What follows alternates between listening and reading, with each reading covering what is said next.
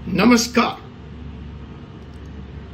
धर्मनिरपेक्षता संविधान से हटेगा, हटाया जाएगा, हटाया जाना चाहिए। संविधान की प्रस्तावना में यह शब्द बाद में जोड़ा गया। ये विचार आरएसएस ने पुनः बहस में डाली है। तो क्या कहता है हमारा संविधान, क्या सोच थी हमारे संविधान निर्माताओं की और क्या है हकीकत, इसी विषय पर आज हम बात करेंगे 4C सुप्रीम लॉ पार्टनर्स के इस कानूनी एपिसोड में। जी हां, मैं हूं आपका कानूनी दोस्त और host doctor Ajay Kumar Pandey, supreme court of India से। 1976 इमरजेंसी का काला दौर, जब संविधान को ताक पे उठाकर रख दिया श्रीमती इंदिरा गांधी ने, और जब विपक्ष जेल में था, अखबारों पे ताले जड़े गए थे, तो जोड़ दिया शब्द सेकुलर एंड सोशलिस्ट। अब आरएसएस के जनरल सेक्रेटरी बोलते हैं कि इस पर बात होनी चाहिए, इस पर डिबेट होनी चाहिए। अब जो विपक्ष है, जो कांग्रेस है, जो दूसरे दल के लोग हैं, वो कहते हैं यह हिंदू राष्ट्र बनाने की तरफ भाजपा का अघोषित कदम है। यह एक पुराना घाव है जो फिर से खुल गया या खोल दिया गया है। तो इस वीडियो में हम सुप्रीम कोर्ट के आईन से, सुप्रीम कोर्ट के दस्तावेज से, सुप्रीम कोर्ट के जजमेंट से यह जानने का प्रयास करेंगे कि सच्चाई क्या है। इमरजेंसी, कोर्ट जजमेंट्स, आरएसएस की सोच और अपोजिशन का गुस्सा, सब के सब बिना किसी लाग लपेट के सीधे कानून की नजर से, सिर्फ कानून की भाषा में एक कानून विद की सोच। दोस्तों, राजनीति को किनारे करते हैं इस चैनल पर और हम यहां बात करते हैं कानून की। तो आज हम उसी कानून के आईन में, उसी कानून के एंगल से यह जानने का प्रयास करेंगे कि यह जो कॉन्स्टिट्यूशन पे अभी सवाल दागा गया है, यह जो सवाल उठाया गया है, जो आज हर हिंदुस्तानी के दिल को कहीं ना कहीं छू गया है। अलग बात है, कोई इसके समर्थन में है, कोई इसका विरोध कर रहा है, लेकिन बात तो गूंज उठी है एक बार फिर, और एक बार फिर से जोरदार बहस शुरू हो गई है। सोशलिस्ट, सेकुलर, क्या यह शब्द प्रियम्बल में होना चाहिए था? क्या होना चाहिए? क्या है इसकी कानूनी स्थिति, स्टेटस? आरएसएस के जनरल सेक्रेटरी दत्तात्रेय होसबोले ने बोला, यह शब्द डॉक्टर अंबेडकर ने नहीं लिखे थे। इंदिरा गांधी ने इमरजेंसी के टाइम इसको जबरदस्ती जोड़ दिया। बट वेट, अगर ये शब्द हटा दिए जाएं, एक मिनट के लिए मान लेते हैं आरएसएस जनरल सेक्रेटरी की बात कि ये शब्द जबरदस्ती जोड़ दिया गया, और इस सच्चाई से तो कोई इनकार नहीं कर सकता है कि ये शब्द 1976 में आया। मैं भी इस पर कई बार सोचता था, लेकिन वही है ना कि छोटी मुंह बड़ी बात होती। अब आज दत्तात्रेय जी ने ये बोल दिया तो बहस जारी हो गई। लेकिन मैं हमेशा सोचता था कि जब आप हिंदुस्तान के संविधान में यह लिख रहे हैं कि राष्ट्र का कोई धर्म नहीं होगा, हर व्यक्ति को यहाँ धार्मिक स्वतंत्रता होगी, फंडामेंटल राइट्स में आपने दिया है, everybody has right to practice his own religion, अपने उसके व्यूज हैं, और राष्ट्र का कोई धर्म नहीं है पाकिस्तान की तरह, बांग्लादेश की तरह और दूसरे मुल्कों की तरह। तो क्या जब इंदिरा गांधी ने 1976 में यह शब्द जोड़ा, तो मैं अक्सर ऐसा सोचता था तो आपने मान लिया कि मुल्क उसके पहले धार्मिक था। जो चीज धार्मिक है ही नहीं, संविधान इसके बारे में स्पष्ट था 1976 से पहले, तो आपने यह स्वीकार किया ना कि धार्मिक था, अब उसको हटा के आप डिक्लेयर कर रहे हैं। बड़ी लॉजिकल सवाल है, और उसी सवाल को अगर आज हम आरएसएस जनरल सेक्रेटरी के सोच से हम आगे बढ़ाते हैं और मान लेते हैं 1 मिनट के लिए कि यह शब्द हटा दिया गया, तो इससे राष्ट्र हिंदू राष्ट्र कैसे हो जाएगा? तो वापस अपनी स्थिति में आ गया 1976 के पीछे, जहां संविधान में कहा गया है कि राज्य का कोई धर्म नहीं है, राष्ट्र का कोई धर्म नहीं है, हर व्यक्ति को स्वतंत्रता है अपने हिसाब से अपने धर्म को मानने की छूट है। तो साहब, ये शब्द अगर हम हटा देते हैं तो कहां से यह हिंदू राष्ट्र बनने की तरफ पहला कदम हो गया? यह तो एक ऐतिहासिक भूल है, जस्ट ए हिस्टोरिकल करेक्शन, जिसको ठीक करने की बात इस वक्त आरएसएस के जनरल सेक्रेटरी ने की। वो मेरे भी ऐसी सोच थी, मैं भी बोलता था, तो इसको आरएसएस की सोच कहना भी गलत है, या हर तार्किक व्यक्ति, हर लॉजिकल व्यक्ति ऐसा सोचता है और ऐसा कहता है। लेकिन आइए, मुझे मालूम है आप नहीं मानेंगे मेरी बात, तो let's examine it politically, legally and brutally in a very honest and fair and transparent way. देखिए, सबसे पहले भारत का संविधान 1950 में, उस वक्त प्रियम्बल में सेकुलर और सोशलिस्ट नहीं था। भाई, अभी दिन है तो मुझे यह सफाई देने की क्या जरूरत है कि जी रात नहीं, इट्स अंडरस्टूड। तो हिंदुस्तान का संविधान जब 1950 में बना तो बहुत क्लियर था कि हमारा कोई धर्म नहीं है राज्य का, हम कैपिटलिस्ट नहीं, हम कैपिटलिस्ट इकोनॉमी को सपोर्ट नहीं करते। तो ऐसे में आप दोनों शब्द को जोड़ने की आपको जरूरत क्या पड़ी? ये दोनों शब्द आप लाए 1976 में, और वो भी तब जब देश में इमरजेंसी था। आपने कोई बहस नहीं करी, और इंदिरा गांधी के डिक्टेटरशिप के रूल में आपने जैसे चाहा जो चाहा संविधान को रौंदा और शब्द इसमें जोड़ दिए। पार्लियामेंट सस्पेंड थी, अखबार एक लाइन लिख नहीं सकते थे, सेंसरशिप थी, और 42वां संशोधन आपने पास कर दिया। तो यह लोकतंत्र है या लोकतंत्र के गला घोटने वाली तानाशाही का परिणाम है यह संशोधन? यह आप अपने दिल पे सोच करके बताइए। और डॉक्टर अंबेडकर ने खुद बोला था, दस्तावेज में मौजूद है। सो अंबेडकर ने जो संविधान दिया राष्ट्र को, if these values are followed in a honest way, true way, so there is no need to write these 2 words in the preamble. आप लिख के क्या, दिन है भाई, दिन है, भारत धर्म निरपेक्ष था, आजादी से पहले भी था भाई। तो आप क्यों जोड़ना चाहते हैं, और आपने क्यों जोड़ा? आरएसएस का कहना है कि कॉन्स्टिट्यूशनल, आरएसएस ने तो नहीं बनाया इस देश का संविधान। आरएसएस तो नहीं कह रहा है कि मेरी सोच के हिसाब से चलिए। आरएसएस जो भी आंदोलन चलाता था, हिंदू राष्ट्र बनाना चाहता था, लेकिन वो अपने संविधान की तो बात नहीं कर रहा है ना आपसे। वो तो नहीं कह रहा है मेरी सोच मेरा संविधान लागू करो। वो तो कह रहा है कि हिंदुस्तान का वही संविधान जो 1950 में लागू हुआ, उसको ओरिजिनल शेप में ले आओ। तो ये कहां से हिंदू राष्ट्र हो गया?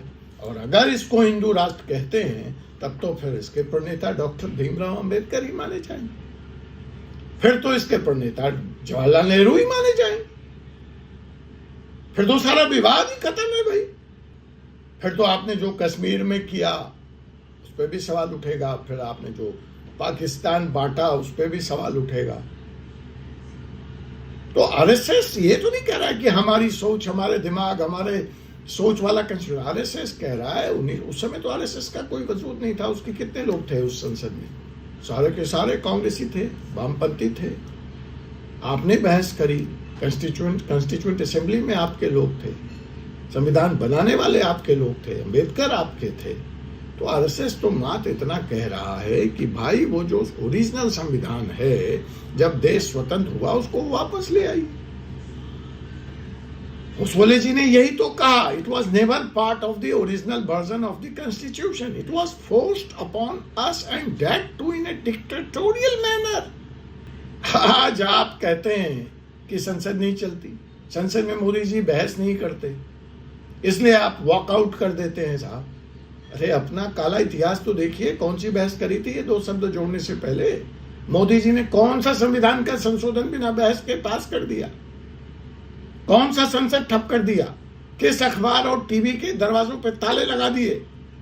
रोज आप चिल्लाते हैं लोकतंत्र की हत्या हो रही, लोकतंत्र की हत्या हो रही, लेकिन इससे बड़ी डकैती और हत्या क्या होगी? और आरएसएस यही तो कह रहा है, ओरिजिनल संविधान ले आओ। तो कहां से आ गया इसमें हिंदू राष्ट्र का एंगल? आरएसएस और हिंदुस्तान की पुरसुकून जनता का यह मानना है कि हमारे डीएनए में है धर्मनिरपेक्षता। हमको इसको कॉलर पे लगा के गर्दन में टांग के घूमने की जरूरत नहीं है। भारत की गंगा जमुनी तहजीब आज से नहीं 5000 साल से जानी जाती है। इसे लिखने की, गले में टांगने की, विज्ञापन बना के सर पे टांग के घूमने की जरूरत नहीं है। लेकिन सवाल फिर वहीं आ जाता है कि अगर क्या यह लिखा नहीं होगा तो क्या फिर कोई भारत को गलत तरीके से प्रचारित करेगा, भारत को गलत तरीके से व्याख्यात करेगा और ओरिजिनल संविधान की मांग करना कहां से हिंदू राष्ट्र की मांग करना हो गया? तो क्या इसका मतलब आप कहते हैं कि 1950 में जो संविधान नेहरू जी दे गए, जो संविधान अंबेडकर दे गए, वो हिंदू राष्ट्र था? तब तो बहस ही खत्म हो जाती। अब इस परिप्रेक्ष्य में, इस लॉजिक से परे जाकर राहुल गांधी ने तलवार खींची हुई है। कह रहे हैं जी ये बीजेपी का एजेंडा है, कॉन्स्टिट्यूशन को कॉमनल बनाना चाहते हैं। अरे वो तो आपके नाना जी बना के गए, हम तो उसी संविधान को लाने की बात कर रहे हैं। केरला के सीएम बोल रहे हैं secularism is India Saul, touch it and you touch the fire. हम कहाँ कह रहे हैं कि हम हिंदुस्तान के संविधान में लिखने जा रहे हैं कि ये हिंदू राष्ट्र होगा और यहाँ सिर्फ हिंदू रहेंगे। लालू प्रसाद ने तो सीधा बोल दिया ये तो संघ की सोच है। अरे लालू जी, आप भी तो उस वक्त जेल में बंद थे, आपको जेल में बंद करके ये शब्द जोड़े गए थे। आप भी तो उस समय हल्ला मचा रहे थे कि कॉन्स्टिट्यूशन बदलो, देश बदलो, और आज आप कुर्सी की लालच में उस तरफ जाके खड़े हो गए। कम से कम खड़े हो गए तो बेटी का नाम ही बदल दीजिए। मीसा भारती आपने नाम तो रखा था, उसी इमरजेंसी की काली करतूतों के याद में कहा था ये आंधी तूफान की बेटी है, क्रांति की बेटी है। ये अलग बात है, गढ़ की बड़ी है, उसको आप मुख्यमंत्री का दावेदार नहीं बनाएंगे, 9वीं पास को आप दावेदार बनाएंगे। और आप बात करेंगे समाज में बराबरी की, आप बात करेंगे स्त्री स्वावलंबन की, आप बात करेंगे लोकतंत्र की, और खड़े रहेंगे उसी के साथ जाके जिसने लाठी से आपको पिटवाया था, जिसने आपको काल कोठरी में कैद रखा था। खैर लालू जी की उम्र हो गई है, माफ किया जाए। तो साहब यह सिर्फ एक शब्द का सवाल नहीं है, यह एक वैचारिक प्रतिबद्धता की लड़ाई है। यह लड़ाई है भारत के पुराने संविधान को लागू कराए जाने की एज इट फॉर्मेट में। आरएसएस के संविधान की बात नहीं हो रही है, भारत के उस संविधान की बात हो रही है जिसको कांग्रेस ने लागू कराया, जिसमें डॉक्टर राजेंद्र प्रसाद, जिसमें डॉक्टर भीमराव अंबेडकर, जिसमें जवाहरलाल नेहरू थे। अब इसमें देखिए सुप्रीम कोर्ट क्या कहता है। It's a legal channel, so we have to take into consideration कि इस कानून क्या है। तो भाई मिनर्वा मिल केस 1980, अगर आपको याद हो, तो सुप्रीम कोर्ट ने कहा कि secularism is the part of the basic structure and it can't be removed even by parliament. तो यहाँ पे होसबोले जी को यह रास्ता भी बताना चाहिए, या बताना पड़ेगा कि आज भले भाजपा एब्सोल्यूट मेजॉरिटी में है, लेकिन जो संविधान है वो सुप्रीम कोर्ट के मिनर्वा मिल केस 1980 से हम चलें, क्योंकि ये चैलेंज हुआ था 1976 के बाद। ऐसा नहीं है कि ये चैलेंज नहीं हुआ, तो सुप्रीम कोर्ट ने कहा no no no no, it can't be removed. अब हम पहुंचते हैं एसआर बोमई के केस में, तो वहां पे सुप्रीम कोर्ट ने कहा कि देखिए, स्टेट, राज्य, state policy and secularism must go hand in hand. ये एक ही सिक्के के दो पहलू हैं, और धर्म और सरकार दोनों अलग अलग रहने चाहिए। Religion and government must stay separate. लेकिन 2024 बलराम सिंह केस आते आते फिर से सुप्रीम कोर्ट ने कहा कि आप प्रियम्बल के साथ छेड़छाड़ नहीं कर सकते। वह कॉन्स्टिट्यूशन की कोर है, वह उसकी आत्मा है, उसको टच नहीं किया जा सकता। मतलब इन तीनों जजमेंट के आलोक में, बैकग्राउंड में अगर हम इस विषय को देखें, तो यह कहा जा सकता है कि पार्लियामेंट चाहे तो हटा सकती,